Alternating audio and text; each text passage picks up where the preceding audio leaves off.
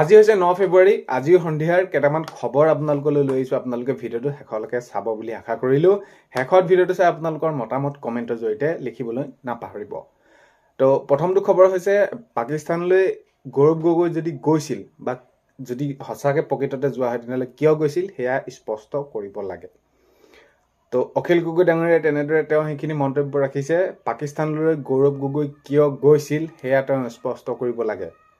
যদি গৈছিল যোৱা ক্ষেত্ৰত হয় নহয় সেইখিনি ক'ব লাগে, আৰু যদি গৈছিল কিয় গৈছিল সেইখিনি প্ৰমাণ সহকাৰে স্পষ্টকৈ ক'ব লাগে। যিহেতু মাননীয় মুখ্যমন্ত্ৰী মহোদয়ে সংবাদমেল যোগে এইখিনি তথ্য দাঙি ধৰিছে আৰু ইয়াৰ ওপৰত তেওঁ সেইখিনি স্পষ্টকৈ ক'ব লাগে প্ৰমাণ সহকাৰে যে কিয় গৈছিল, কিয় যাব লগা হ'ল, কেনেকৈ ক'ত আছিল, সকলোখিনি কথা। এইখিনি কথা অখিল গগৈ ডাঙৰীয়াই তেওঁ মন্তব্য ৰাখিছে যে এইখিনি স্পষ্ট কৰিব লাগে। তো এতিয়া যিহেতু আজি দেখা গ'ল যে গৌৰৱ গগৈ ডাঙৰীয়াই যি তেনেদৰে সংবাদমেল সম্বোধন কৰিছিল তাত তেওঁ উল্লেখ কৰিছে যে তেওঁ পত্নী যিহেতু তাত কৰ্মৰত হৈ আছিল, তেতিয়া সেইখিনি যি তেওঁ ক'ত আছিল কি কথা সেইখিনি চাবৰ বাবে তেনেদৰে গৈছিলোঁ বুলি কৈছে। কিন্তু এটা কথাটো হ'ল যে স্পষ্টকৈ এইখিনি দাঙি ধৰিব লাগে, কেনেদৰে কিয় ক'ত গৈছিল। এইখিনি ক্ষেত্ৰত অখিল গগৈ ডাঙৰীয়াই তেনেদৰে মন্তব্য আগবঢ়াইছে। নেক্সটটো খবৰ হৈছে মুখ্যমন্ত্ৰী হিমন্ত বিশ্ব শৰ্মাক ধন্যবাদ জনালে আমিনুলে।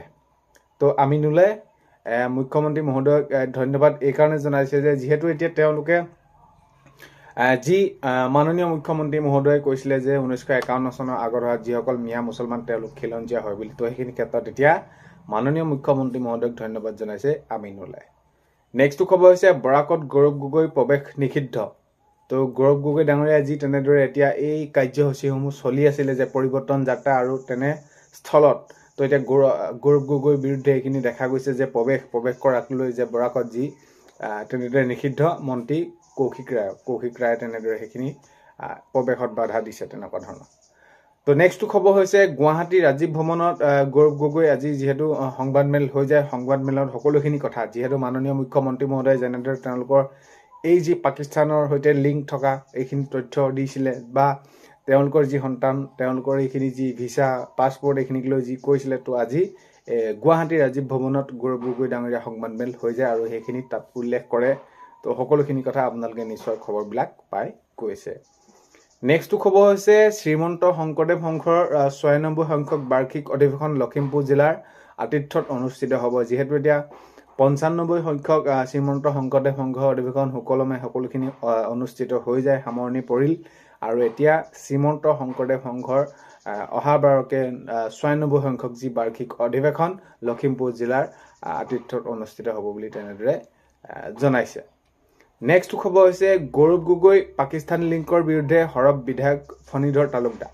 তো এতিয়া যিহেতু মাননীয় মুখ্যমন্ত্ৰী মহোদয়ে সকলোখিনি তেনেদৰে বিতংভাৱে সকলোখিনি বিৱৰণ দিলে বা যি তথ্য সহকাৰে প্ৰমাণ কৰিলে যে গৌৰৱ গগৈ ডাঙৰীয়াই কিয় গৈছিল, তেওঁলোকৰ সন্তান হ'ব, পাছপৰ্ট, ভিছা এইখিনি ক্ষেত্ৰত সকলোখিনি জনোৱাৰ পিছত যোৱাকালি যদি আমি খবৰবিলাক চাওঁ তেনেহ'লে এই খবৰসমূহ ওলোৱাৰ পাছতে প্ৰত্যেক জিলাতেই বুলি ক'ব পাৰি, সৰহসংখ্যক জিলাতে এইখিনি প্ৰতিবাদী কাৰ্যসূচী হ'ল। গৌৰৱ গগৈ গৌবেগ ধ্বনি তেনেদৰে সকলোৱে এটা উত্তাল পৰিৱেশৰ সৃষ্টি কৰিলে, আৰু এতিয়াও সেইখিনি ক্ষেত্ৰত সকলো সৰব হৈ আছে। আৰু এতিয়া দেখা গৈছে যে গৌৰৱ গগৈ যি পাকিস্তান লিংকৰ বিৰুদ্ধে সৰব বিধায়ক ফণীধৰ তালুকদাৰ। নেক্সট খবৰ হৈছে গৌৰৱ গগৈ মুখ্যমন্ত্ৰী হ'লে অসমৰ সমাজ জীৱনৰ বাবে ভয়াৱহ হ'ব। তো গোলাঘাটবাসীয়ে তেনেদৰে সেইখিনি মন্তব্য ৰাখিছে। যিহেতু এই যে তথ্য তেনেদৰে সেইখিনি মাননীয় মুখ্যমন্ত্ৰী মহোদয়ে জনালে, তাৰ পিছৰ পৰা প্ৰত্যেকটো ঠাইতে তেনেদৰে সেইখিনি প্ৰতিবাদী কাৰ্যসূচী হৈছিলে, আৰু এতিয়া যদি কেনেবাকৈ গৌৰৱ গগৈ মুখ্যমন্ত্ৰী হয় তেনেহ'লে অসমৰ সমাজ জীৱনৰ বাবে ভয়াৱহ হ'ব বুলি তেনেদৰে জনাইছে গোলাঘাটবাসী ৰাইজে। কিছু তেনেদৰে সেইখিনি তেওঁলোকৰ মন্তব্য ৰাখিছে। নেক্সটটো খবৰ হৈছে যোৰহাটত অস্ত্ৰধাৰী দুৰ্বৃত্ত দলৰ সন্ত্ৰাস। তো এতিয়া দিনক দিনে এনেকুৱা ধৰণৰ এইবিলাক কাৰ্য বহুত বেছি ৰাজ্যত তেনেদৰে সঘনাই হ'ব ধৰিছে, আৰু এতিয়া আজি যদি আমি তেনেদৰে চাওঁ খবৰ, তেনেহ'লে যোৰহাটত অস্ত্ৰধাৰী দুৰ্বৃত্ত দলৰ সন্ত্ৰাস। তো এনেকুৱা ধৰণৰ বহুতখিনি হৈছে, চুৰি হৈছে বা দুৰ্বৃত্ত যি তেনেদৰে সেইখিনি ডকাইতৰ তেনেকুৱা ধৰণৰ খবৰবিলাক বহুত বেছি আহিছে। আপোনালোক এইখিনি ক্ষেত্ৰত সজাগ হ'ব, সতৰ্ক হ'ব, নহ'লে পৰিস্থিতি আৰু দিনবিলাক দিনে দিনে বহুত বেছি বেয়ালৈ গৈ আছে। নেক্সটটো খবৰ হৈছে গৌৰৱ গগৈ জনপ্ৰিয়তাত শংকিত। তো গৌৰৱ গগৈ যি তেনেদৰে এতিয়া পৰিৱৰ্তন যাত্ৰা কৰিছে বা তেওঁ এতিয়া বৰ্তমান আগন্তুক বিধানসভা নিৰ্বাচনৰ প্ৰাক্ষণত যেনেদৰে তেওঁলোকৰ সেইখিনি জনপ্ৰিয়তাত আছে, জনপ্ৰিয়তা লাভ কৰিছে, আৰু এই গৌৰৱ গগৈ জনপ্ৰিয়তাত শংকিত মুখ্যমন্ত্ৰী মহোদয় সেইখিনি তেনেদৰে শংকিত হৈ পৰিছে। এইখিনি মন্তব্য ৰাখিছে আব্দুৰ ৰহিম আহমেদে, তো বৰপেটা সদৰ সমষ্টি বিধায়ক। তেওঁ সেইখিনি মন্তব্য ৰাখিছে যে গৌৰৱ গগৈ ডাঙৰীয়া এতিয়া যি জনপ্ৰিয় হৈছে, জনপ্ৰিয়তা বাঢ়িছে, আৰু এইখিনিক লৈ তেওঁ শংকিত হৈ পৰিছে। মুখ্যমন্ত্ৰী মহোদয় আগন্তুক যিহেতু ২৬ৰ নিৰ্বাচন আহিছে, তাক লৈ শংকিত হৈ পৰিছে। চ' সেইবাবে এইবিলাক কাম কৰিছে বুলি তেনেদৰে সেইখিনি কৈছে আব্দুৰ ৰহিম আহমেদ, বৰপেটাৰ সদৰ সমষ্টি বিধায়ক। নেক্সট খবৰ হৈছে ডিব্ৰুগড়ত কেন্দ্ৰীয় মন্ত্ৰী সৰ্বানন্দ সোণোৱালৰ সংবাদমেল। তো আজি দেখা গৈছে যে হয়, ডিব্ৰুগড়ত কেন্দ্ৰীয় মন্ত্ৰী সৰ্বানন্দ সোণোৱালৰ আজি সংবাদমেল তেনেদৰে সম্বোধন কৰিছে। আজি সেই সকলোখিনি দিশৰ ওপৰত তেওঁ সেইখিনি বিভিন্ন বিষয়ৰ ওপৰত আলোচনা কৰা দেখা গৈছে। নেক্সট খবৰ হৈছে নিজেই মুখ্যমন্ত্ৰী হ'ম বুলি ভাবি গৌৰৱ গগৈয়ে তেনেদৰে সেইখিনি কৰিছে বুলি ক্ষেত্ৰত তেনেকুৱা ধৰণৰ ভাবিছে। তো এইখিনি ক্ষেত্ৰত জনাইছে মৃণাল শইকীয়াই কৈছে যে নিজেই মুখ্যমন্ত্ৰী হ'ম বুলি ভাবে গৌৰৱ গগৈ। তো আগন্তুক যিহেতু ২৬ৰ নিৰ্বাচন আহি আছে, আৰু নিৰ্বাচনত জয়ী হৈ নিজেই মুখ্যমন্ত্ৰী হোৱাৰ সপোন দেখিছে বা তেওঁ সেইখিনি হ'ম বুলি ভাবে, এইখিনি গৌৰৱ গগৈয়ে তেনেদৰে সেইখিনি জনাইছে মৃণাল শইকীয়া ডাঙৰীয়াই কৈছে যে গৌৰৱ গগৈ ডাঙৰীয়াই নিজে মুখ্যমন্ত্ৰী হ'ম বুলি ভাবে, আগন্তুক যি ২৬ৰ নিৰ্বাচন আহিছে জয়ী হৈ তেওঁ মুখ্যমন্ত্ৰী হ'ম বুলি ভাবে। নেক্সট খবৰ হৈছে দিছপুৰ প্ৰেছ ক্লাবত টাই আহোম যুৱ পৰিষদৰ সংবাদমেল। আজি হয়, দিছপুৰ প্ৰেছ ক্লাবত টাই আহোম যুৱ পৰিষদৰ সংবাদমেল তেনেদৰে সম্বোধন কৰা দেখা গৈছে। নেক্সট খবৰ হৈছে ডিব্ৰুগড়ত মুখ্যমন্ত্ৰী মহোদয় কাৰ্যসূচী। হয়, আজি মাননীয় মুখ্যমন্ত্ৰী মহোদয়ে ডিব্ৰুগড়ত কাৰ্যসূচীত তেনেদৰে অংশগ্ৰহণ কৰে। মুখ্যমন্ত্ৰী আত্মনিৰ্ভৰশীল আঁচনি যি ১ লাখ টকা দিয়া চেক বিতৰণ, আজি মাননীয় মুখ্যমন্ত্ৰী মহোদয়ে তেনেদৰে তাত সেইখিনি শুভাৰম্ভ কৰে।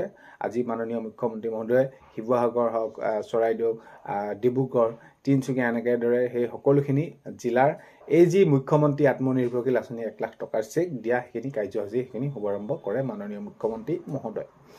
নেক্সট খবৰ হৈছে গোসাইগাঁৱত উত্তপ্ত পৰিস্থিতি, তেলিপাৰাৰ টোল গেটত প্ৰচণ্ড মাৰপিট। এই টোল টেক্সক লৈ বা টোল গেটৰ কৰ্মীসকলে যি আচাৰ ব্যৱহাৰ এইখিনিত অতিষ্ঠ হৈ ট্ৰাক চালকসকলৰ লগত এইখিনি খণ্ডযুদ্ধ আৰু প্ৰচণ্ড মাৰপিটৰ খবৰো আহি পৰিছে। নেক্সট খবৰ হৈছে শিৱসাগৰত গৌৰৱ গগৈ প্ৰকৃতি দাহ। হয়, শিৱসাগৰত এতিয়া দেখা গৈছে গৌৰৱ গগৈ প্ৰতিকৃতি দাহ কৰা তেনেদৰে দেখা গৈছে। যি পাকিস্তানৰ তথ্য তেনেদৰে মাননীয় মুখ্যমন্ত্ৰী মহোদয়ে পোহৰলৈ এইখিনি উলিয়াই দিলে, তাৰপিছতে এনেকুৱা ধৰণৰ কথাবিলাক বহুত বেছি হ'বলৈ ধৰিছে কাৰ্যবিলাক। নেক্সট খবৰ হৈছে মোক ক'বলৈ বাধ্য নকৰাব। গৌৰৱ গগৈ ডাঙৰীয়াই আজি সংবাদমেলযোগে জনাইছে যে মোৰ সন্তানৰ এই যি তেনেদৰে সকলোখিনি ভিতৰুৱা কথা যেনেদৰে ৰাজহুৱা কৰিলে, আৰু এইখিনি ক্ষেত্ৰত মই মুখ্যমন্ত্ৰী মহোদয়ৰ সন্তানৰ এই কথাসমূহ ক'ত কেনেদৰে কি কৰিব লাগে বা কি কৰিছে এইখিনি ক'বলৈ কিন্তু মোক বাধ্য নকৰাব, এনেদৰে গৌৰৱ গগৈ ডাঙৰীয়াই সেইখিনি আজি সকিয়নি দিয়ে বা সতৰ্ক কৰি দিয়ে। বিধানসভা নিৰ্বাচনত ২৬টা সমষ্টিত অৱতীৰ্ণ হ'ব UPPL। এইখিনি ক্ষেত্ৰত তেওঁলোকৰ ফালৰ পৰা সেইখিনি খবৰ দিছে যে হয়, বিধানসভা নিৰ্বাচনত ২৬টা সমষ্টিত অৱতীৰ্ণ হ'ব UPPL। নেক্সট খবৰ হৈছে গোগামুখত AJYCPৰ ধৰ্ণা কাৰ্যসূচী আজি তেনেদৰে তেওঁলোকে কৰা দেখা যায়। গোগামুখত AJYCPৰ ধৰ্ণা কাৰ্যসূচী। তো আজি ৯ ফেব্ৰুৱাৰী সন্ধিয়াৰ খবৰ এইকেইটাই আপোনালোকলৈ আগবঢ়ালোঁ। ভিডিঅ'টো আপোনালোকে শেষলৈকে চোৱাৰ বাবে বহুতেই বেছি ধন্যবাদ।